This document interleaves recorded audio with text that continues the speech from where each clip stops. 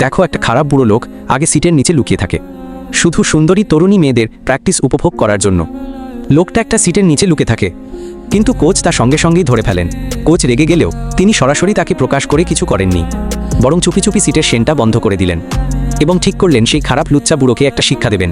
এরপর তিনি সবাইকে ডেকে শুরু করলেন ভল্টিং অনুশীলন, যেটা লাফ দিয়ে ওই সিটের উপর করা হয়। বুড়ো লোকটি সেটা শুনেই ঘাবড়ে গেল, পালাতে চাইলেও জিপ আর খোলেই না, কারণ কোচ আগেই জিপ বন্ধ করে দিয়েছিল।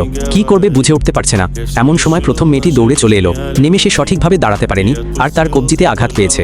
তখন কোচ সিদ্ধান্ত নিলেন বাচ্চাদের সঠিকভাবে দেখাবেন কিভাবে করতে হয়। এই এক ধাক্কা স্ক্রিনের ওপর থেকে কোচ স্যারও ব্যথা অনুভব করলেন। কিন্তু আসল নাটক তো এখনো শুরুই হয়নি।